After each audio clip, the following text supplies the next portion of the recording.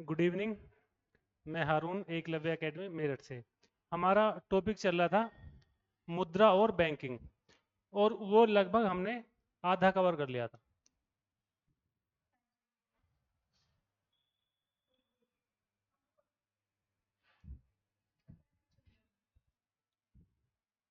मुद्रा और बैंकिंग, ये हमारा लगभग आधा कवर हो चुका था। ठीक है, लगभग 30 क्वेश्चन इसके हो चुके थे। अब हमारा नेक्स्ट क्वेश्चन आएगा। ठीक है, इसके देखेंगे। भारत में कौन क्रेडिट रेटिंग एजेंसी हैं? ठीक है, अब क्या होता है कि जो भारतीय अर्थव्यवस्था है या किसी भी देश की अर्थव्यवस्था है, तो वहाँ विभिन्न प्रकार की संस्थाएं होती हैं जो ये संकेत देती हैं अर्थव्यवस्था के अनुकूल या प्रतिकूल के वहाँ की जो दर है, अर्थव्यवस्था की जो दर है वो कितनी रहेगी, अभी कितनी है, नेक्स्ट टाइम कितनी रहेगी, यानी कि उतार चढ़ाव क्या होंगे। तो इसमें पूछा कि भारत में क्रेडिट रेटिंग एजेंसी कौन कौन सी हैं। तो इसमें ऑप्शन दे रखे हैं क्रिसिल, केयर, इकरा। इकरा है ये। तो यानी कि जो ये तीनों नाम है ये इंडिया के हैं या फॉरेन के हैं, कहाँ के हैं। तो ध्यान रखना है ये तीनों नाम भारत की क्रेडिट रेटिंग एजेंसी के हैं। तो यानी कि उपरोक्त सभी इसका आंसर हो जाएगा। तो यानी सीधी सीधी की बात है, भारतीय अर्थव्यवस्था का अनुमान लगाते हैं ये कि भविष्य में भारतीय अर्थव्यवस्था का स्वरूप क्या रहेगा, यानी कि वो तेज गति से आगे बढ़ेगी या धीमी गति से आगे बढ़ेगी, या उस पर क्या प्रभाव पड़ेगा। ठीक है, अगला क्वेश्चन। गिल्ट एज में विपणन, विपणु लिख रखा है, ये विपणन है यानी कि बेचना, मार्केटिंग। विपणन संबंधित है धातुओं के व्यापार से, ऋण पत्रों के व्यापार से, सरकारी प्रतिभूतियों के व्यापार से, या शस्त्रों के व्यापार से। तो देखो, गिल्ड एज का मतलब ही सरकारी प्रतिभूतियों का व्यापार होता है। क्या होता है? गिल्ड एज का मतलब ये होता है कि जो सरकारी प्रतिभूतियां हैं उनका व्यापार है। बताया था लास्ट वाली क्लास में कि भाई सरकार क्या करती है या कोई भी एजेंसी संस्था क्या करती है, यदि उसके पास पैसा नहीं होता तो मार्केट में अपने जो है जो बॉन्ड है वो रिलीज कर देती है और उनके माध्यम से वो पैसा कमा लेती है। तो ये गिल्ट एज जो है ये सरकारी प्रतिभूतियों का, यानी कि जो गवर्नमेंट सिक्योरिटीज होती है, बॉन्ड्स होते हैं, उनका बेचने से संबंधित है। यानी कि बेचकर क्या करेंगे, वो पैसा कमा लेते हैं जिससे वो अपनी जरूरतों को पूरा कर लेते हैं और अपनी जो संस्था है उसको आगे बढ़ा देते हैं। ठीक है, ध्यान रखना। तो गिल्ड एज बाजार विपणन नहीं है, विपणन है, मार्केटिंग है, यानी कि बेचना। अगला प्रश्न है, भारत का सार्वजनिक क्षेत्र में सबसे बड़ा वाणिज्यिक बैंक। ये प्रश्न रिपीट हो रहा है फिर से। आपको बताया था कि स्टेट बैंक ऑफ इंडिया यानी कि एसबीआई कब स्थापना हुई थी इसकी भारत में, यदि हम बात करें 1921 में। और इसका क्या नाम था? Imperial bank of India. Imperial bank of India नाम था इसका। जब भारत आजाद हुआ तो 1 जुलाई 1955 को, कब? 1 जुलाई 1955 को इसका क्या कर लिया गया? राष्ट्रीयकरण कर लिया गया। क्या कर लिया गया?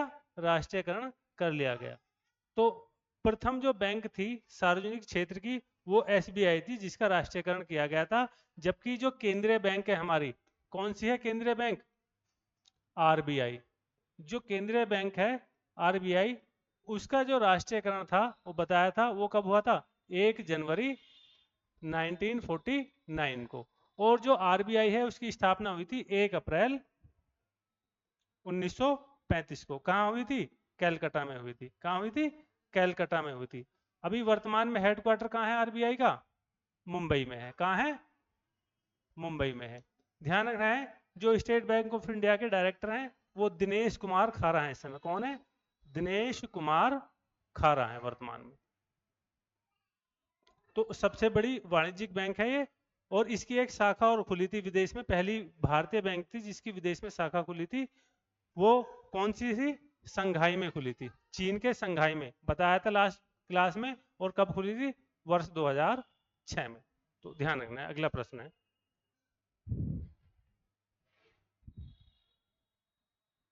निम्नलिखित में से भारत में व्यापारी बैंकों की देनदारियों में सबसे महत्वपूर्ण अंश। तो देखो, अब ये क्या है, निम्नलिखित में से कौन भारत में व्यापारी नहीं है, व्यापारिक आएगा यहाँ, व्यापारिक बैंकों की देनदारियों में सबसे महत्वपूर्ण अंश है। तो देखो, जो सावधि जमाएं होती हैं, सामान्य तौर पर हम क्या कहते हैं इनको? Fixed deposit. क्या बोलते हैं हम इसको? फिक्स्ड डिपॉजिट बोलते हैं। तो जो सावधि जमाएं होती हैं, ये सबसे महत्वपूर्ण देनदारी होती हैं भारतीय बैंकों की। और इसमें एक महत्वपूर्ण बात यह है, ये 3 माह, 6 माह, 1 वर्ष या इतने समय के लिए आप अपना अमाउंट फिक्स कर सकते हैं, और उस पर जो सरकार है वो अपनी योजना के अनुसार उस पर ब्याज देती है। ठीक है, तो जो सबसे महत्वपूर्ण देनदारी है कमर्शियल बैंक्स की, तो वर्तमान समय में कौन सी है वो? सावधि जमाएं है। अगला प्रश्न, पूंजी बाजार से आशय है। पूंजी बाजार से आशय है, शेयर बाजार से, वस्तु बाजार से, मुद्रा बाजार से, या ऊपर सभी से। ठीक है, तो महत्वपूर्ण प्रश्न है ये भी कि पूंजी बाजार होता क्या है। तो देखो, शेयर बाजार हो, वस्तु बाजार हो, या मुद्रा बाजार हो, जहां पूंजी की महत्ता होगी वो सब क्या कहलाएंगे? पूंजी बाजार कहलाएंगे। और ये सभी पूंजी बाजार कहलाते हैं। ठीक है, शेयर मार्केट में पूंजी लगाएंगे आप, वस्तु बाजार है, वस्तु खरीदेंगे वहां भी पूंजी लगाएंगे, और मुद्रा बाजार में भी पूंजी लगाएंगे। अगला प्रश्न है, मुद्रा का सामान्य अर्थ है। मुद्रा का सामान्य अर्थ क्या होता है? अब देखो, जो मुद्रा होगी दो प्रकार की, हम कह सकते हैं कि कागजी मुद्रा है, या जो हमारी है वो कोइन मुद्रा है, किसी प्रकार की मुद्रा हो सकती है। तो इस मुद्रा के लिए आरबीआई ने नीति बना रखी थी। तो करेंसी कैसी भी होती है, तो इसमें जो महत्वपूर्ण बात है कि करेंसी तथा मांग जमा राशियां, करेंसी तथा मांग जमा राशियां जो हैं वो मुद्रा के सामान्य अर्थ को संदर्भित करती हैं। ठीक है, करेंसी और मांग जमा राशियां जो होंगी यहां मुद्रा के सामान्य अर्थ को संदर्भित करेंगे, ध्यान रखना है। अगला प्रश्न, अभी आया था गिल्ट एज, वही है, ये पूरा क्वेश्चन रिपीट हो गया है। गिल्ट एज्ड जो बाजार है उसके मायने क्या हैं? तो अभी बताया था कि जो गवर्नमेंट सिक्योरिटीज होती हैं उन्हीं को ही क्या बोलते हैं? सरकारी प्रतिभूतियों का बाजार बोलते हैं, जिसके माध्यम से क्या होता है कि बॉन्ड वगैरह रिलीज करके कोई भी कंपनी पैसा कमाती है। तो जो गिल्ट एज होता है उसमें केवल सरकारी कंपनी जो है अपना पैसा रिलीज करती है, सॉरी बॉन्ड रिलीज करती है।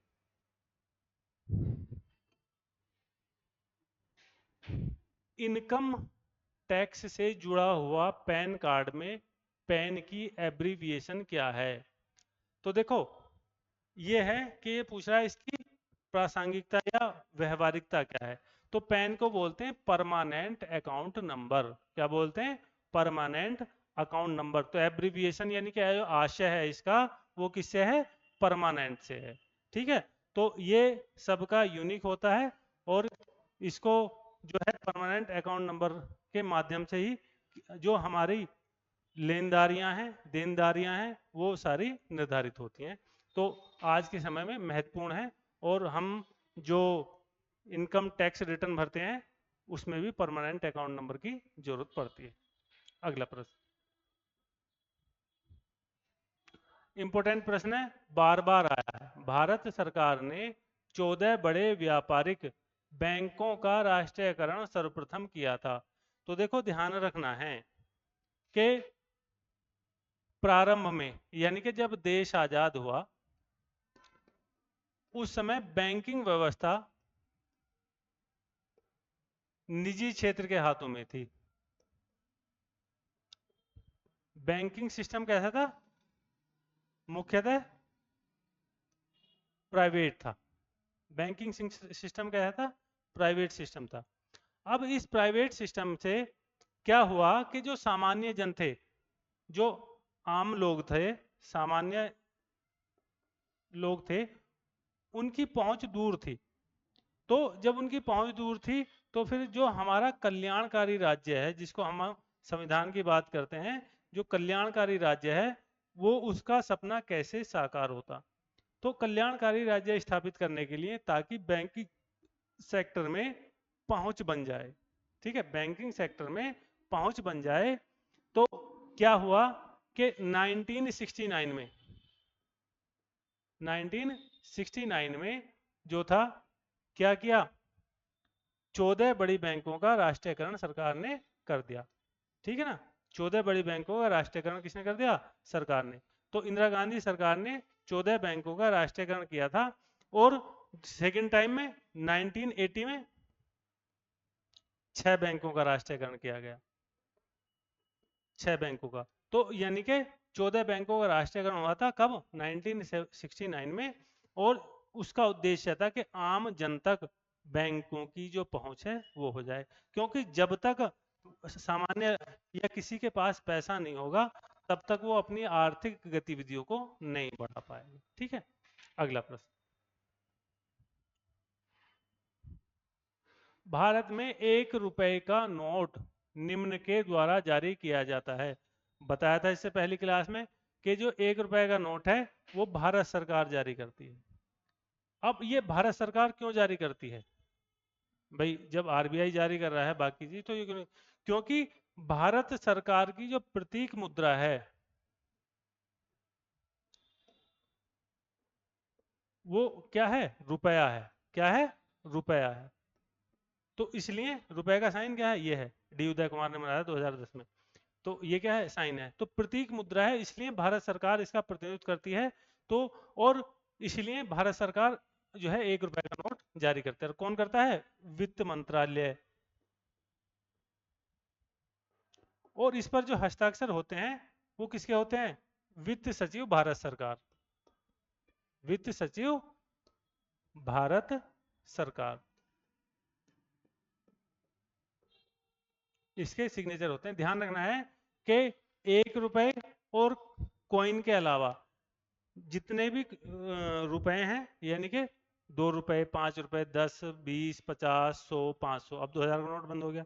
तो इन सबको जो है आरबीआई छापता है। कौन छापता है? आरबीआई। और आरबीआई मैक्सिमम 10,000 रुपए तक का नोट छाप सकती है।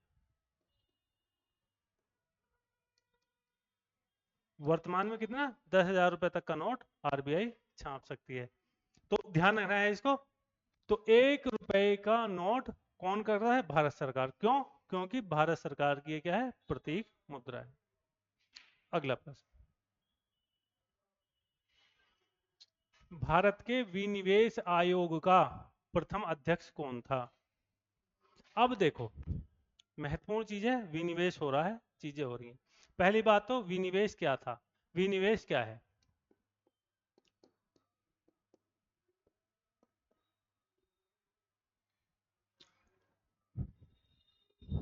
सरकारी उपक्रमों में से सरकार द्वारा अपनी हिस्सेदारी बेचना विनिवेश कहलाता है। क्या कहलाता है? विनिवेश कहलाता है। यानी कि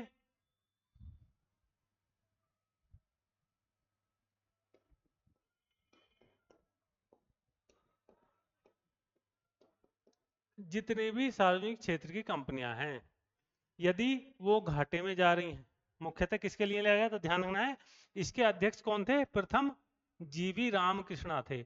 और कब बने था ये विनिवेश आयोग, 1996 में। भारत में पहली बार कब बना था, 1996 में। तो ये डेट याद रखनी है, अध्यक्ष भी याद रखनी है। तो सीधी सी बात है, परिभाषा सरकारी उपक्रमों में से सरकार द्वारा अपनी हिस्सेदारी बेचना विनिवेश कहलाता है।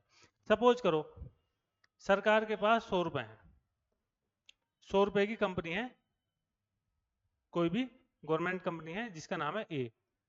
अब ये जो ए कंपनी है ये किसी कारण से आर्थिक अस्थिरता के दौर से गुजर रही है, उसको पैसे की आवश्यकता है या जो भी कुछ कारण रहे हो जिसके कारण वो खराब कंडीशन में है, तो सरकार क्या करेगी, इस 100 रुपए में से अपनी हिस्सेदारी भेज देगी 20 रुपए की। ठीक है, तो 20 रुपए को कोई भी कंपनी खरीद सकती है निजी क्षेत्र की।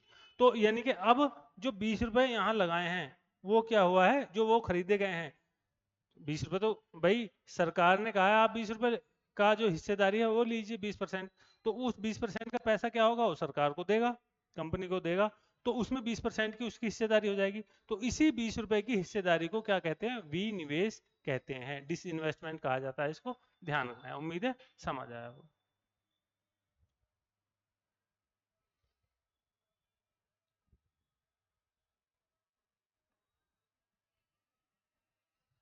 आगे क्या है, थोक मूल्य सूचकांक के मापन में से किस एक क्षेत्र का सबसे अधिक भार दिया जाता है। ठीक है, तो देखो ध्यान रखना है कि जो थोक मूल्य सूचकांक है इसमें विनिर्मित जो उत्पाद होंगे, ठीक है, उनका सबसे अधिक वेटेज दिया जाएगा।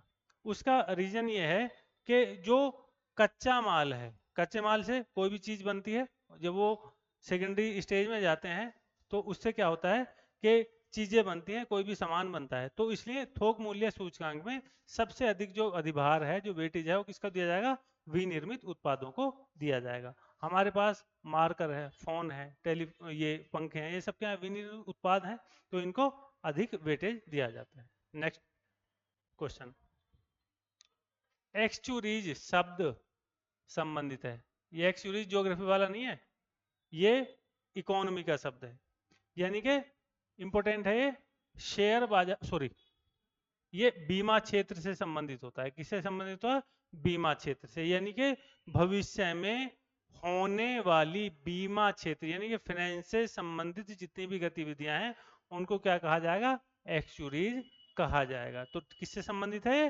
बीमा क्षेत्र से संबंधित। अगला प्रश्न इंपॉर्टेंट है, अब देखो निम्नलिखित में है कौन एक शेयर बाजार की क्रियाओं को नियंत्रण से संबंधित है। अभी शेयर बाजार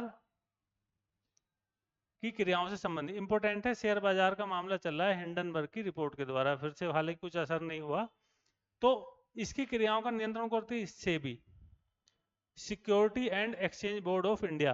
क्या है, security and exchange board of India है, और इसकी स्थापना 1988 में हुई थी, और 1992 में इसको वैधानिक शक्तियां प्रदान कर दी गई थी कि अपना डिसीजन ले सकती है। स्थापना 1988 में हुई थी, तो यानी कि शेयर बाजार पर नियंत्रण करती है। इसकी हेड क्योंकि करंट में चल रहा है तो इसलिए इंपॉर्टेंट है, जो इसकी मुखिया है वो महिला है और उनका नाम है माधवपुरी बुच, माधवपुरी बुच इसकी हेड है। तो यानी कि जो शेयर मार्केट से संबंधित रेगुलेशन का काम है सारा वो कौन करती है, सेबी करती है। 1988 में स्थापना हुई इसकी, और 1992 में इसको जो है वैधानिक शक्तियां प्रदान कर दी गई। हेड कौन है, माधवपुरी बुच है, मुखिया है इसकी।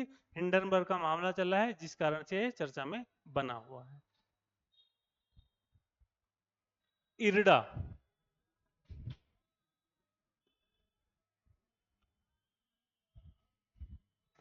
Insurance regulatory and development authority, IRDA नियमित करता है। तो इरडा का जो काम है वो बीमा से है, किससे है, बीमा से है। तो देखो बीमा से संबंधित जितनी भी गतिविधियां हैं वो कौन करता है, insurance regulatory and development authority. तो इरडा जो है इसका जो मुख्यालय है ये हैदराबाद में है, ध्यान रखना है। कहां पर है? हैदराबाद में इसका मुख्यालय है। तो इरडा जो है बीमा से संबंधित गतिविधियों को कंट्रोल करता है। अगला है, निम्नलिखित में है कौन एक रेपो, रेपो लिख रखा गलत है, रेपो आएगा।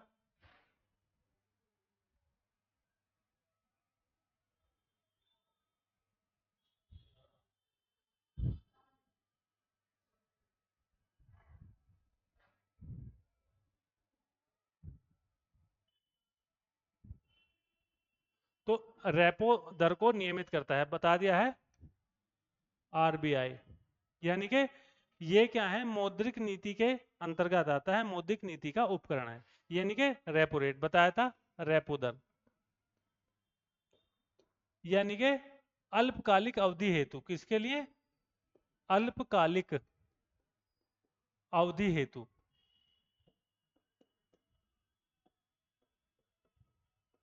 जिस ब्याज दर पर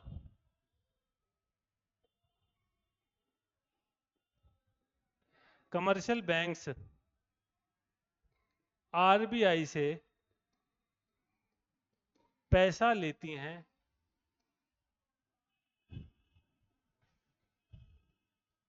वो रेपो रेट कहलाती है। यानी कि अंशकालिक सॉरी अल्पकालिक अवधि के लिए क्या होगा, जो कमर्शियल बैंक है वो आरबीआई से पैसा ले लेंगी और उसको क्या कहना है, रेपो दर। तो नियमित कौन करता है? आरबीआई। रेपो रेट इसका उल्टा हो जाएगा। इसमें क्या होगा कि यदि पैसा अधिक हो जाएगा मार्केट में तो आरबीआई अपने पास उस पैसे को कुछ जमा कर लेगा। तो यानी कि वो भी अल्पकालिक अवधि के लिए लेता है, वो क्या होता है, reverse repo rate. Bank rate बताया था, यानी कि एक सामान्य अवधि के लिए जिस दर पर कमर्शियल बैंक्स आरबीआई से पैसा लेते हैं वो बैंक दर कहलाती है। ठीक है, समझ आया? अगला प्रश्न, वह दर जिस पर बैंक आरबीआई यानी कि रिजर्व बैंक को उधार देते हैं, अभी बताया था रिवर्स रेपो रेट। यानी कि बैंक जो है रिजर्व बैंक को उधार दे रहे हैं, यानी कि जो कमर्शियल बैंक है वो आरबीआई को पैसा उधार दे रहे हैं, उस पर आरबीआई ब्याज देगा, तो वो क्या कहलाएगा, repo rate, sorry reverse repo rate. और ध्यान रखना है, जो रिवर्स रेपो रेट होता है वो हमेशा रेपो रेट से कम होता है, वो हमेशा रेपो रेट से क्या होता है, कम होता है। यानी कि जब आरबीआई पैसा ले रही है तो कम ब्याज देगी, और जब उनको पैसा कमर्शियल बैंक्स को दे रही है तो अधिक ब्याज लेगी। ठीक है, ध्यान रखना। तो वह दर जिस पर बैंक आरबीआई को उधार देते हैं और जानी जाती है रिवर्स रेपो रेट। ठीक है, अगला प्रश्न, विपणन संस्था कौन सी है, यानी कि जो अपने सामान बेच रही है? तो सेबी शेयर मार्केट से है, SIDBI small industrial development bank of India है, और 1990 में इसकी स्थापना हुई थी। मुख्यालय कहाँ है? लखनऊ में, सिडबी का। ठीक है, नाबार्ड की स्थापना 1982 में हुई थी, और ये जो है कृषिगत कार्यों के लिए लोन उपलब्ध कराती है, ऋण उपलब्ध कराती है। सेबी शेयर मार्केट है, security exchange board of India. तो बचा कौन? सेल, स्टील अथॉरिटी ऑफ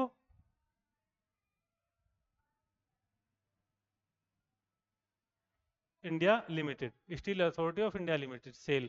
तो ये स्टील की कंपनी है जो स्टील बनाकर अपना बेचती है। तो ये क्या है? विपणन संस्था है, और हेडक्वार्टर कहाँ है इसका? न्यू दिल्ली में। कहाँ पर है? न्यू दिल्ली में इसका हेडक्वार्टर है। तो विपणन संस्था पूछ रहे हैं जो यानी कि अपना सामान बेचती है। ठीक है, तो सेबी शेयर मार्केट से, सिडबी जो है स्मॉल जो इंडस्ट्री है, जो छोटे उद्योग है उनको ऋण उपलब्ध कराती है। 1990 में स्थापना हुई और लखनऊ में इसका मुख्यालय है। नाबार्ड 1982 में स्थापना हुई नाबार्ड बैंक की, और ये क्या है? कृषिगत और विकास कार्यों के लिए ऋण उपलब्ध कराती है। ठीक है ना, ध्यान रखना। सिडबी है, याद हो रहा है, IDBI, industrial development bank of India, industrial development bank of India, ये 1964 में स्थापना हुई थी। और ये जो बड़े उद्योग हैं उनको ऋण उपलब्ध कराती है, और ये छोटे उद्योगों को। ध्यान रखना है।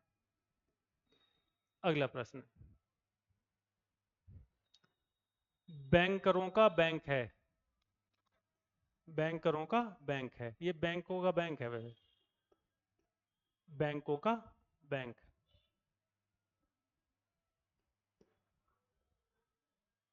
बैंकों का बैंक सीधी सी बात है, आरबीआई को बोला था, रिजर्व बैंक ऑफ इंडिया।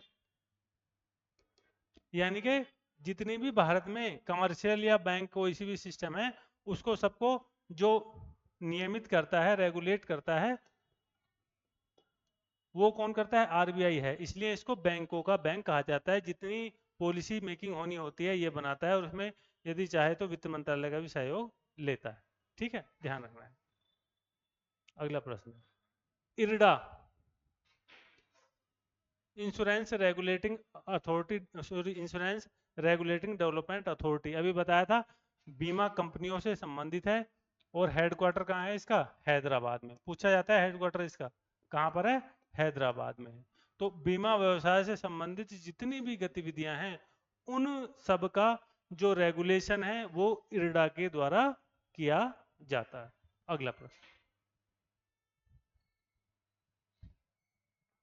अब देखो, सरकार ने बीमा व्यवसाय के नियमन के लिए गठन किया है। अभी आया था प्रश्न, इंश्योरेंस नियमन एवं विकास प्राधिकरण, इंश्योरेंस नियमन एवं विकास प्राधिकरण, और इसको क्या बोल देंगे? इरडा बोलेंगे। हेडक्वार्टर हैदराबाद। क्या? हैदराबाद। IRDA। ठीक है ना? Insurance regulatory and development authority. आगे है, निम्नलिखित में से किसे भारतीय रिजर्व बैंक द्वारा निर्धारित नहीं किया जाता? तो प्रश्न काल में जो है PLR को निर्धारित नहीं किया जाता, अब तो इसको भी कहीं कहीं निर्धारित करती है। तो बैंक दर, ऐसी दर जहां सामान्य अवधि के लिए आरबीआई कमर्शियल बैंक्स को ऋण उपलब्ध कराता है। CRR, कैश रिजर्व रेशो, तो इसको भी क्या करता है कि जब बात आती है कि मुद्रा की, यानी कि जब ये होता है कि मौद्रिक नीति को अपनाना है, तो उस मौद्रिक नीति के अंतर्गत कि किस प्रकार से हम जो है जो मौद्रिक नीति है उसको बनाए, ताकि जो बाजार की गतिविधियां हैं वो सुचारू रूप से चलने लगे। तो चाहे बैंक दर हो, CRR हो, SLR हो, इन्हें सबको निर्धारित कौन करता है? आरबीआई करता है। हालांकि अब PLR को भी, प्राइम लैंडिंग रेट को भी आरबीआई निर्धारित करने लगा है। अगला प्रश्न, तो इसके यानी कि अब ये क्वेश्चन नहीं आएगा। देखो, भारतीयों में, भारत में, भारतीयों लिखा, भारत में भारतीयों द्वारा 1881 में स्थापित हुआ तथा उनके प्रबंधन में चलने वाला सीमित देयता का, यानी कि लिमिटेड लायबिलिटी का प्रथम बैंक था। तो सीधी सी बात यह है कि 1881 में कौन सा बैंक स्थापित हुआ था जिनमें भारतीयों की भी हिस्सेदारी थी, मैनेजमेंट में भी हिस्सेदारी थी? तो ये था अवध कमर्शियल बैंक। कौन सा था? Awadh commercial bank. कब बना था? 1881 में। यानी कि इसमें क्या था कि जो भारतीयों की हिस्सेदारी है वो थी, और उस हिस्सेदारी में मैनेजमेंट में भी भारतीय थे। ठीक है ना? अब इसमें देखना है, यदि ये पूछ लिया जाए इस प्रश्न के अलावा कि भारत में भारतीयों द्वारा स्थापित और स्थापित, पूर्ण रूप से स्थापित, यानी कि क्या है? लिमिटेड लायबिलिटी है। अब इसमें क्या कर ले कि पूर्ण देयता, यदि प्रश्न आ जाए पूर्ण देयता के का प्रथम बैंक कौन सा था, तो था PNB, पंजाब नेशनल बैंक। कब स्थापित हुआ था? 1894 में। ठीक है, ध्यान रखना है। अगला प्रश्न,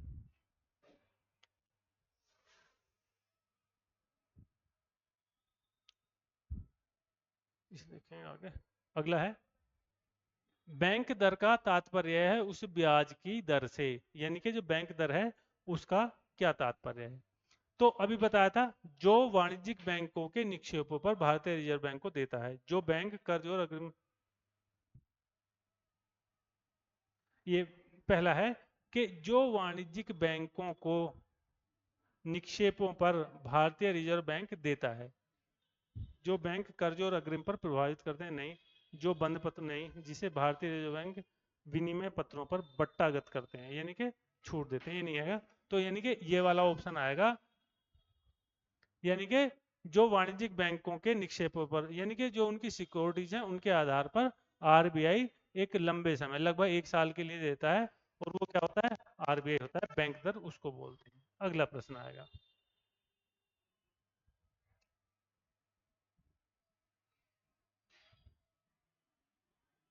आगे है आरबीआई के खुले बाजार संचालन, यानी कि ओपन मार्केट ऑपरेशन से आशय है शेयर का क्रय विक्रय, विदेशी मुद्रा की नीलामी, ऋण पत्रों में व्यवसाय या सोने का सौदा।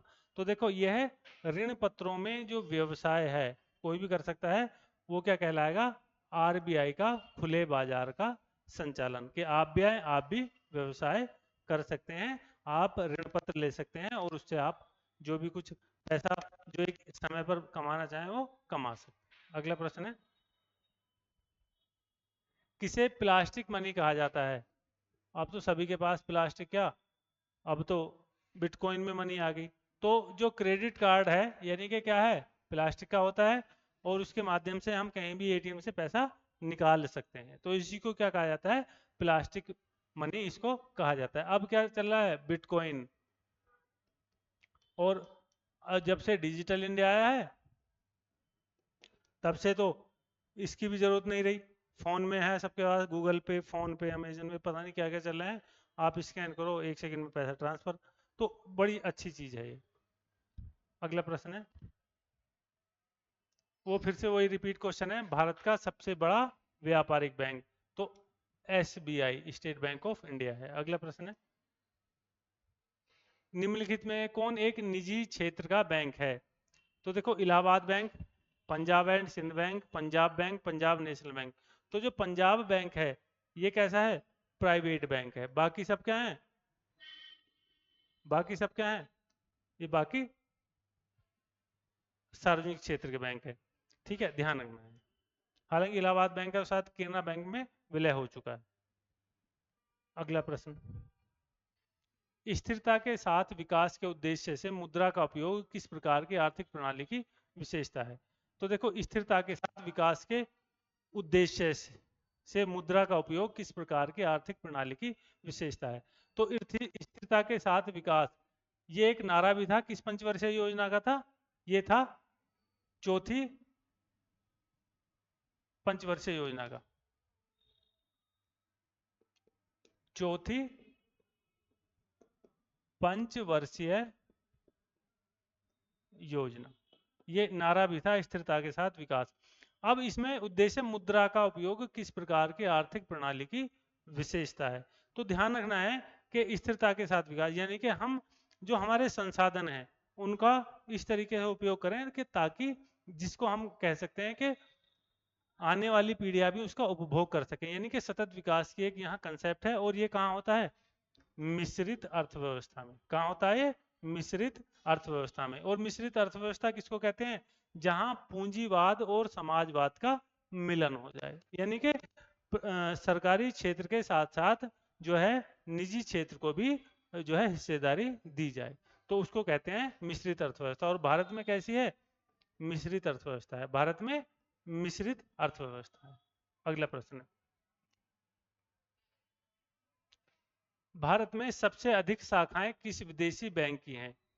तो जो सबसे अधिक शाखाएं हैं भारत में वो स्टैंडर्ड एंड चार्टर्ड बैंक है, ये यूके का बैंक है, मुख्यालय इसका लंदन में है, और इसकी अभी भी वर्तमान में सर्वाधिक शाखाएं कार्यरत हैं, यानी कि विदेशी बैंक है ये। अगला प्रश्न, सिटी बैंक अमेरिका का है, यूएसए का।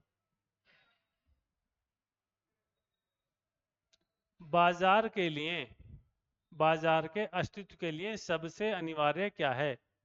तो देखो जो बाजार का जो अस्तित्व है वो सारी चीजें, ध्यान रखना है, बैंक भी चाहिए, आर्थिक विधान भी चाहिए, कीमतें भी चाहिए और श्रमिक संघ भी चाहिए।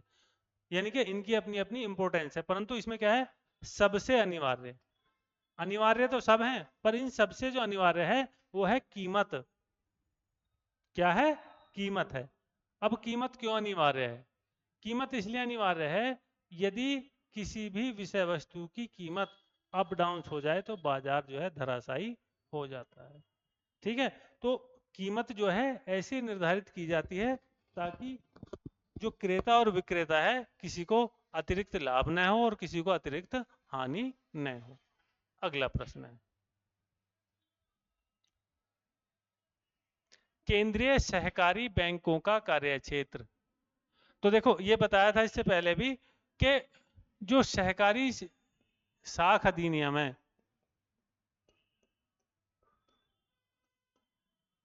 भारत में पहली बार 1904 में आया था।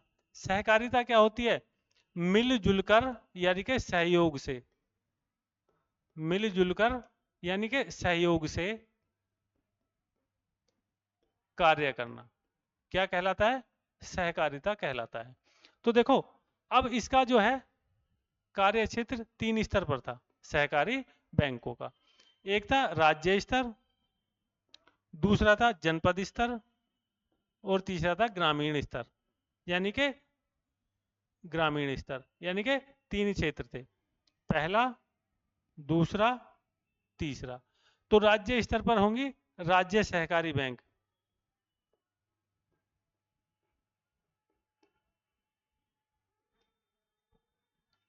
जनपद स्तर पर होंगी केंद्रीय सहकारी बैंक,